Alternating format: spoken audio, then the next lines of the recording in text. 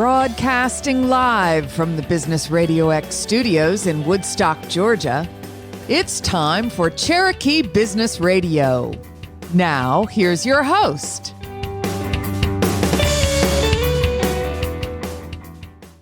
Welcome back. This is your host of Cherokee Business Radio, Joshua Kornitsky, professional EOS implementer. And today's episode is brought to you in part by our community partner program, the Business Radio X Main Street Warriors, defending capitalism, promoting small business, and supporting our local community. For more information, go to mainstreetwarriors.org. And a special note of thanks to our title sponsor for the Cherokee chapter of Main Street Warriors, Diesel David Inc. Please go check them out at dieseldavid.com. Well, welcome back. We're happy to have everybody join us today. It's another exciting episode, and I am thrilled to introduce Laura and Eric Hart, the owners of Gaston Street Eats. Good morning, Laura and Eric. Good morning. How are you guys doing today? We're doing good. Yeah, it's awesome. Yeah, we're excited to be here. I'm happy to have you guys here, and I hope y'all have fun. So tell me, what is Gaston Street Eats? We are a food truck and catering company that literally goes almost all over Georgia. Okay. We have diverse menus. We are very inclusive for dietary restrictions. Do you want to jump in? No, you're doing a great job. We have a lot of fun with our business. Well, that sounds great. What brought you to the land of catering and food trucks? Oh, by way of a restaurant. Okay. Brought us this way. The really short version on that was my husband came home one day from corporate America and said, I can't do it anymore. I was done. Okay. And I'm like, you're kidding, right? No, I was dead serious. So he said, I'm done. You're going to end up burying me if I don't get rid of this level of stress. And of course, we go into restaurants, right? With the stress Sure, level. there's no stress there. Of course not. So Low effort, high margin. Absolutely. Oh, yeah. Staff always shows up on time. Absolutely, no problems at all. Yeah. So he spent the next 2 years with me. I had a marketing company at the time. Okay. And then one day we were sitting across a table going over some marketing ads. And I said, baby, it's time. It was actually the best 2 years of my life. I got to sit around, drink coffee, and help. That's awesome. It was awesome. But I said, honey, it's time. You got to go do something. I was stressing her out. Yeah, he was. But you weren't stressed anymore. No, dude, he wasn't. I was unplugged. It's the great balancing of the scales. So we saw a franchise on Shark Tank getting started. So we jumped in, submitted our application for Tom and Chi, and the next thing I know, we're building a restaurant. Wow. And got it built in 6 months, opened the doors. We thought this was going to be fabulous. Oh, yeah. 10 stores inside of 2 or 3 years. That was our goal. That was Wonderful. it. And what was the approximate date on this? 2013. Okay. So 2014 is when we opened. Yeah. Somewhere in there. Yeah. Signed the papers in 2013, opened in 2014. And it was great for the first 2 years, right? And then, of course, you realize grilled cheese in a restaurant is not really a good concept. It was more of a novelty than something. Absolutely. I can tell you that my family enjoyed it. Yes. Well, Yeah. I mean, it great was to hear. great. The food was excellent, but it's not sustainable. Okay. So When we lost the Shark Tank bubble, right, is when things started to go downhill a little bit. So the next couple of years, we struggled along, literally. And we were intuitive enough, I think is the word I'm looking for. When we wrote our franchise agreement, we said we could open a food truck anytime. Okay. So that was already in our contract. So literally, we found a truck In Kennesaw. in Kennesaw in December, wrote the insurance policy in the parking lot of Home Depot, and drove that sucker back to the store. Okay. And then got it launched 4 months later. Of course, it ended up with a ton of stuff. But anyways, jumping forward, that's where our first exposure with the food truck came. Right. And it got to a point that the truck was outpacing the restaurant. The truck was supporting the restaurant. Really? So we're like, okay, something's going on here. Well, of course, COVID hits and we had a tough decision. What are we going to do? Are we going to stay with the restaurant or are we going to go food truck only? And the part I kind of jumped over is that in 2020, we decided to launch. We were having such great success with the truck. We decided to launch our own brand, Gaston, the Southern Comfort Truck. Okay. So we had that one running during COVID. And then 2021, we closed the restaurant, kept the space, converted it to a commercial kitchen, and launched the cheesy truck. Okay. So now there's 2 trucks. There's 2 trucks, and then we're in the process of building a third. And honestly, Eric and I are developmentally, I'm thinking we need to go coffee and dessert. He's thinking we need to go more burgers and what have you. But We're negotiating. We're negotiating. Okay. Well, the good news is I think that there's room for both. There is. And who knows, maybe I need to get another truck. Right, down the road, there's your solution. It is. You don't have to pick one, pick both. As an old boss of mine used to say, all it takes is money. Absolutely. So it sounds like it's been quite a journey as this has all come together. And did either of you have food truck experience when you jumped off that cliff? No. We learned this business the hard way. And our first event was with, it's called The Grove now, but at the time it was Piney Grove Church. They changed their name. And a very good friend of ours, Pastor Dallas White, he brought us out that was our very first event. And we totally Botched it. We did. But who better than with a pastor? Because when it was all over, he goes, we need to pray. Well, there you go. He got us together and did this little huddle and prayed for our business and we figured it out. We did. A lot of trial and error, but we got it. It's amazing that people always have to learn from messing up. That's how we as humans are. If it all came easy, there'd be 30 trucks on every corner. And for a brief period of time, there were. But it turned out it was a pretty hard business to get into. Yeah, most trucks don't make it very long. And I imagine that the process of designing and settling on your menus probably was that same trial and error, or did you already know from the restaurant experience what was a good mover? Well, the cheesy truck was an easy solution because we just, modified the recipes from what we were doing before. And we just continued to execute at a very high level with great ingredients. And that set the foundation for the menu on the cheesy truck. Now, Gaston was more of a love of food that Laura and I share. Go ahead. Tell me. You won't. The thing with Gaston was we have a little bed and breakfast in Savannah called the Gastonian. Okay. And Eric and I would go there once, twice a year just, to get away for a couple of days. And of course, we would eat our way through Savannah. Who doesn't when you're down there? I mean, the food is just amazing. Yep. So it was a combination of things that we really liked. And then honestly, it was from a very dear friend of ours, Melissa Bailey, who is with Remax here in Canton. She's in Canton, right? Right. At the time, she worked for Cisco. And so she got us with Chef Tom, which I think he's local as well. Yes. And we put everything on paper and said, here you go, Chef Tom, this is what we want. Help us build this menu. He goes, got it. Came back to us a month later down at the Cisco kitchen and said, let's go through everything. And then 2 weeks later, he met with Eric and then they built the recipes. So it was, I think the beautiful thing about this whole thing that we've put together, everywhere you look, there was a piece of community. Well, and I want to get to that. And I want to get to that because you had shared with me that just in the last year, you guys had received a couple of awards. We did. So share those with us because I have some questions. Sure. 2023, we got Cobb Chamber top 3 business to watch because we were just coming on the scene with the new concept and what have you. And then this year for 2025, we got the top 25 businesses in Cobb County. That's fantastic. And then Tommy Nobis honored us with the Community Champion Award for this year. So yeah, that speaks very pretty humbling. highly of the way that you're working and the types of things that you're doing.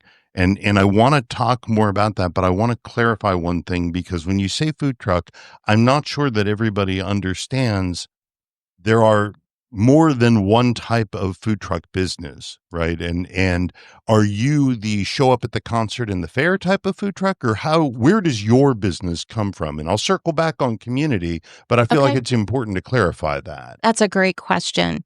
Here's the wonderful thing about the food truck industry. You can run it any way you want. Right. But I know me, I'm a control freak. Hands down, I do not want to sit on a curb and wait for someone to arrive. I can't do it. The ice cream man model. Absolutely. And the thing is that that's not such a great model, especially if you are supporting staff and family and obligations. So what we did was we kind of flipped it a little bit and went commercial in a sense with corporate catering. Really? You hire me for employee appreciation, anniversaries, celebrations, birthdays. And 85% of our business is that. Wow. So it's much more predictable Absolutely. from a business We know perspective. before we go out how many people we're serving, what your menu is. Everything's done. We're ready. And that has allowed us to grow. And on the business side, it also helps us control costs. Yes. Well, sure, because you had mentioned in passing that your dietary fulfillment aspect, I'm trying to find the right way to say that, but that you're very accommodating to different needs of the people that are getting food from you. Isn't that? Yes, that's really big for us, whether you're eating on the Gaston truck or you're eating on the cheesy truck.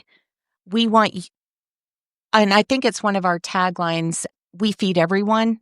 Okay. We really, really can. Gluten-free, vegan, vegetarian, meat eaters, baby, kids. I mean, we've got something for you. No meat, whatever is necessary. We modify menus for no pork, no meat. Sure. I mean, we can do this on both Gaston and cheesy.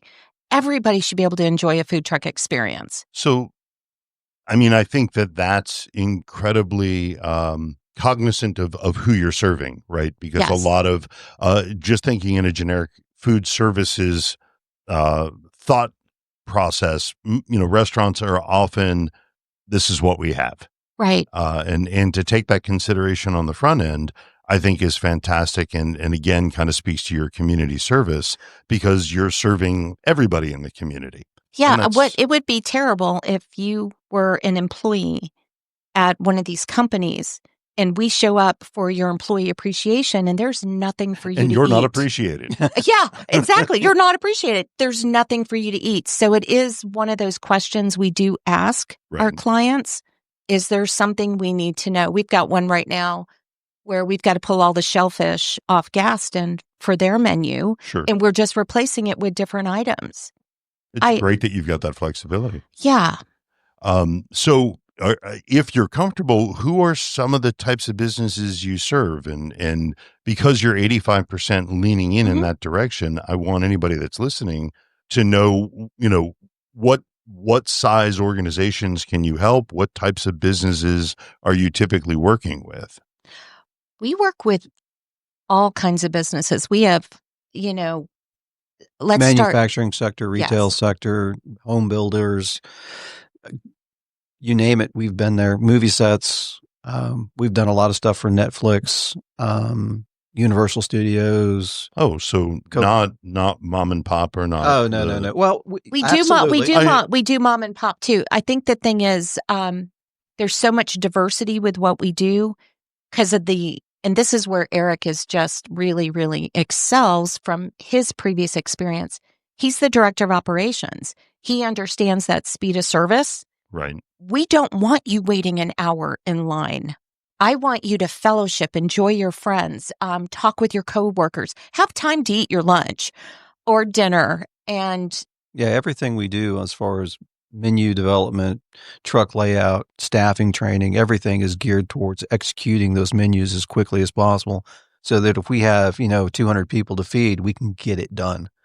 And that's one of our selling points when we're dealing with these larger clients. Sure. And that makes perfect sense because it's going to let them know that bringing you in for an hour and a half on site that you're going to feed everybody rather than just having everybody waiting to take their stuff back to their desk. Yeah, there's nothing worse. It's a waste of effort, time, and that if you're doing it for goodwill, you lose the goodwill that you're after. You do. So I think that what you're the very operational approach, the very strategic approach to something that is often a passion project with less of a business sense versus you guys approaching it like a business is pretty remarkable, and it's making a pretty big difference. But this allows me to kind of open the door and come back, because you are looking at this as a business. What does it mean? How do you help your employees kind of look towards the future and be prepared? Because obviously you must have pretty rigorous training in order to be able to sustain what you're doing. Yes, Eric and I, the people that come to us are in a very particular stage of their life. They're in college, coming out, trying to finish up college. They're in between. I don't know if I'm going to go to college. I'm not sure. They're young. That seems to be what we attract. So very early on, we decided that, one of the ways that we can give back to these kids, I call them kids, they're just amazing young men and women. The way we can give back is by pouring into them. And so we developed a leadership development program about 5 years ago. Yeah, while we were still Tom and Chi, we did. started That's that program. pretty remarkable for the type of business you're in. Can't be very common. It's all about talent development. Even though we're only going to get them for 2-3 years, if we're lucky. Yep. We are striving to make sure that they have the tools necessary, not only to perform well for us, but to perform in life. And that's why we do this quote unquote book club. And we do a book about every, 6 to 8 weeks. And we then have a meeting regarding the discussion points, if you will. And it's amazing to sit back and watch the eyes, light up as they find that nugget in that discussion to apply to their own lives. And in doing so, we get a better team. They work absolutely fantastic with each other, and we're making a little bit of difference in their lives. Well, and I think that in this kind of circles us back around, pardon me, to the fact that you are so dedicated to the community, you're actually helping build the community, which is a pretty cool approach for a business to have. What are some of the other community outreaches that you've done? We were truly, and I mean blessed to be able, we used to have a program where we were doing it once a quarter. It's what we could afford. Sure. And then we moved into once a month. We've been able to do some form of what we call it is a give back. Okay. And it's everywhere from we'll go and feed the police department, we'll feed fire, we'll feed Calvary Children's Home. Yeah, wasn't Calvary our first give back? It was our very first one. So there's different things that we're able to do now that we involve our team with, where here's the thing, if we want, and it was a friend of mine, Michael Everhart, and he's local as well. Okay. Gosh, everybody's local. And he had said that if you take care of your backyard and I take care of my backyard, we'll have a really great community to live in. So this is just taking care of our backyard. By having these things, it also teaches our staff about servant leadership, where they can go and take care of their backyard eventually. Resonates very strongly with me. Well, I commend you both, because you're doing something that, excuse me again, you're doing something really remarkable, where you're not just bringing a wonderful product into the marketplace and making it available to people. You're also really and truly working to both improve the community and the people in it. And I as someone who works with all different size businesses, that's a wonderful, wonderful thing to see. And I happen to live in this community, so it matters a lot to me. Thank you. That's fantastic. Well, let me round out by just asking, what's the right size? So if someone's hearing this and they're like, yeah, these folks are great, their menu resonates because I'll be able to feed everybody regardless of their needs. Right. If they want to reach out, what makes the most sense? What size organization? How many people is a good fit for you guys to serve? Well, I used to think it was anything over 50, but in the last month or so, I've had people who's booking me for 20 people. Okay. So I really think it depends on what your goal is. We've got a couple events coming up where we're feeding 400. Wow. We fed 150 on Sunday. We fed 225 on Saturday. It just really depends on your occasion And when we have and how you want to celebrate. and when we have bigger events, we can just bring both trucks to the same place, so we can really Yes. accommodate. Oh, quite so a- that makes sense. Yeah. because Absolutely. And I think the key is we staff it accordingly. And that's all Eric. I can't say enough about the operation end. I may handle all the other stuff, but if he wasn't putting together the plan for us to be successful on the ground, this wouldn't work. So we know with the larger events, I have a lot of support, so thank you. you're welcome. Yes. We'll have 4 or 5 extra. I mean, we'll bring the extra team. Again, I don't want you 400 people. I don't want you standing in line an hour. So it's funny. I had a guest on a few months back, a guy named John Bassford, who's a wonderful coach and teacher and speaker. And I just read an email from him this morning. Backstory: my wife is an operations strategist. That's what she Right. does. And in this email that he sent today, it said that marketing may be the rock star, but operations make sure the mic works. absolutely. And I really liked how like that. how that translated, and it seemed really appropriate here. Well, Eric and Laura, what's the best way for people to reach you? Go ahead. Call Laura. Actually, I'm so excited about this.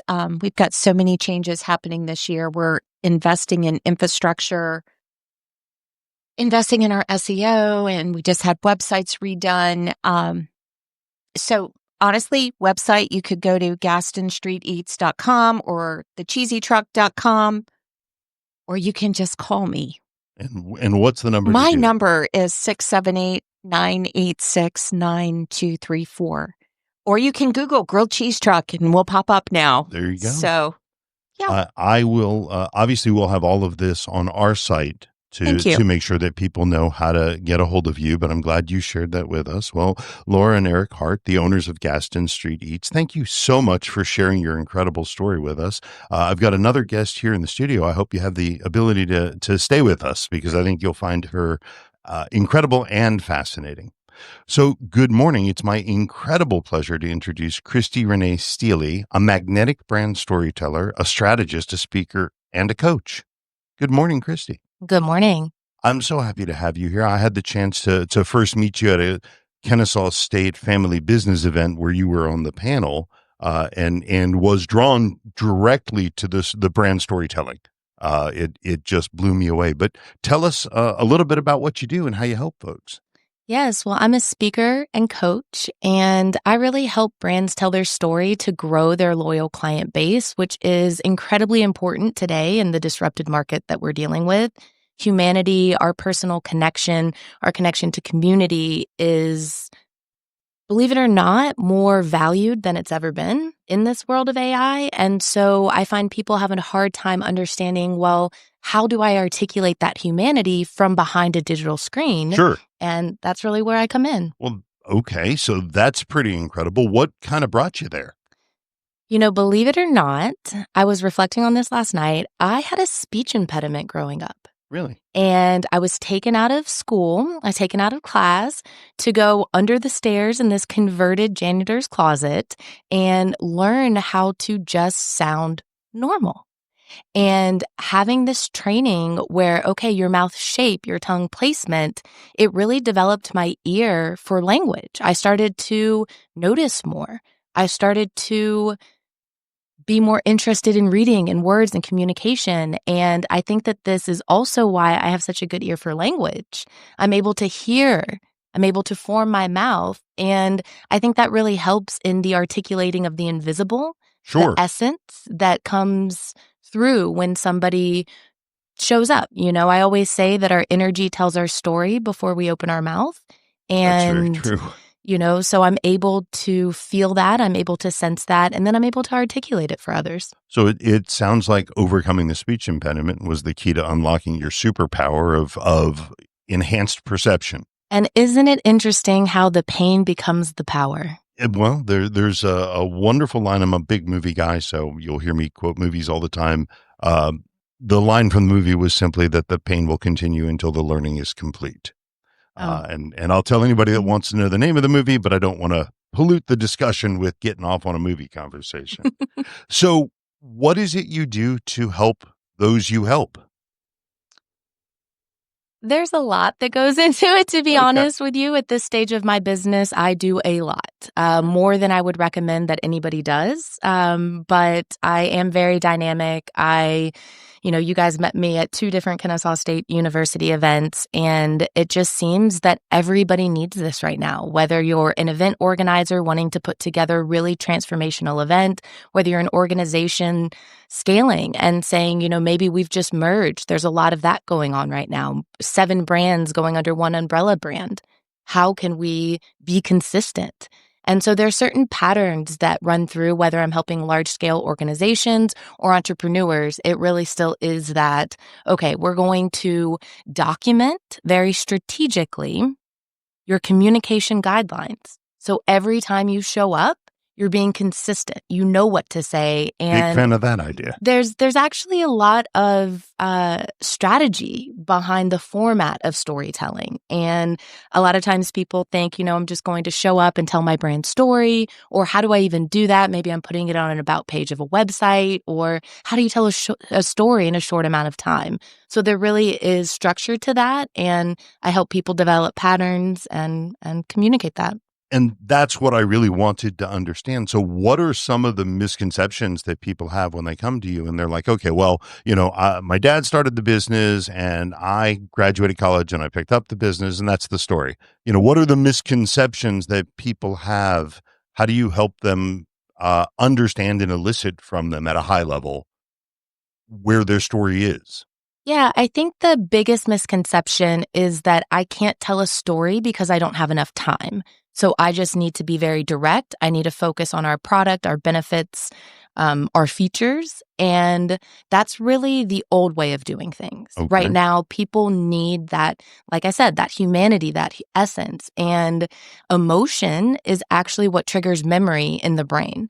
So if you're able to communicate with emotion, well, you're earning their time and attention. You're earning their trust. And I was just talking with another local business, and we were laughing about how, today's market, you have to tell a compelling story online to even get them to have any interest in giving you their time and attention and showing up to a brick and mortar. I have to imagine that there are statistics somewhere about how long that attention span is that you have to capture them.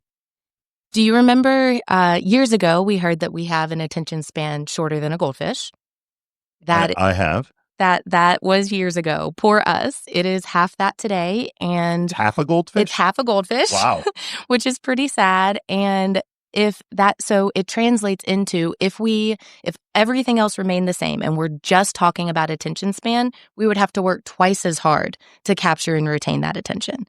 But everything has not remained the same. Sure. No, the content dynamic is tripling. nature is absurd. Content volume has tripled year over year in the last 3 years. That's and the content length has reduced probably by a factor of 3, I would guess. Yes, and very interesting. I'm seeing long form content coming back. We're on the flip side of that. So you see things like Substack where people are having long form content. You're seeing Instagram Reels went from 90 seconds. They're now allowing 2 minutes. TikTok That's good news. Would allow up to 10 minutes. So people are giving attention more, but to things that are worthy. And that is very important. How do you communicate your value in the first few seconds to get people to buy in, to get people to watch longer form content? So I'm going to ask a question that is an oversimplification, right? But is it formulaic or does it have to be tailored? When you work with your clients, is there an A, B, C, D, E, and we have a successful story? Or do you have to work with them and elicit from them sort of the origin and the development and understand it as an arc? Both. Both are absolutely true. There is a formulaic structure to it, but in order for me to get that data, that goes into the structure, we need to have a conversation. And I laugh a lot. People think, wow, Christy, you did such a great job. You articulated it so well. This is so amazing. Like, you did it. You gave me all of those data points, and then I just helped put it in that structure. I understand that completely, because oftentimes the genius is in the room and it's their genius. You're just helping them get it out. We all have blind spots when it comes to our unique gifts. And for brands, it tends to be, I don't know our value. I don't know how to articulate our value. What makes us different? And in a very short conversation, we're able to see, an amazing example is an automotive company in our local community who takes care of their customers as if they were a trusted advisor. They are the Chick-fil-A of automotive, Wow. and they could not see that. Like, wait a minute, every automotive place is trying to scam us. You're taking care of us? That's your unique distinguisher. And we replaced their elevator pitch in 15 minutes flat. Wow. And has it resonated? Oh, yes. That's yes. fantastic. You can see, I actually put it on my Instagram account. I featured them. I was so taken with their story that now I'm featuring them and referring them. And here I am talking about it on a radio show. So because you dropped it, how do people find you on Instagram? As Christy sees it, it is my legacy account from when I traveled the world, my perspective. And as a brand advisor, I would really recommend being the same on every platform. And I'm breaking my own rules, but I'm not ready to let it go. Okay. So you traveled the world. Yes, I did. Did you learn anything in that little adventure? Oh my gosh, yes. Well, in 2015, I overcame chronic illness and realized that health is our greatest wealth. And time is our most valuable resource. So I heard a parable. You may know the one. It says, imagine you have $86,400 deposited into your bank account every day. Okay. You have to use it or you lose it. The next day, nothing transfers over. You can't get that money back. You have to use it all. Well, it goes on to say, surprise, we have 86,400 seconds in a day. And if you don't use it, you will lose it. And I can remember standing on my front porch in Florida feeling better than I had felt in years for the first time. I had full body chills, and I remember thinking, you know what? I'm losing it. I'm not using it. Right. So I sold my house and everything I owned, and I traveled for 5 years across 35 countries. Holy cow. So I've learned quite a few things in that time. The most important being, do the things that make you feel alive. Don't get stuck, and communicating with others. That's really where I started to refine the skill of communicating with energy. The amount of times I've been in a country where maybe I know thank you as my only word, and I've studied for that and been able to communicate and get my needs met no matter what is something I've started to take for granted. And I was in Montreal a couple weeks ago, and I was with one of my friends, and now I don't speak French at all. I have maybe 5 words. I leveraged them very well during my time, but I did not know how to ask, wait, where's a wine shop? So I was able to have that conversation with a cashier. She spoke no English. I spoke no French. And my friend was just standing here. And as I turned around after I found out, okay, there's a wine in the complex 5 minutes down the road. She looked at me and she's like, that's very impressive of both of you. How did you do that? Like, well, you did a little bit of this and a little bit of that. You find a way to communicate. Absolutely. That's fantastic. And I think you just answered the next thing that I was going to ask you, which is what drives you? Why are you so passionate about what you do? It sounds to me like the ticking seconds are a piece of that. What else gets you excited about the work you do? Yes, well, definitely, like you said, I'm excited about using my time here on Earth in a very fulfilling way. But that also comes down to connection, and community, which I know we've talked about earlier.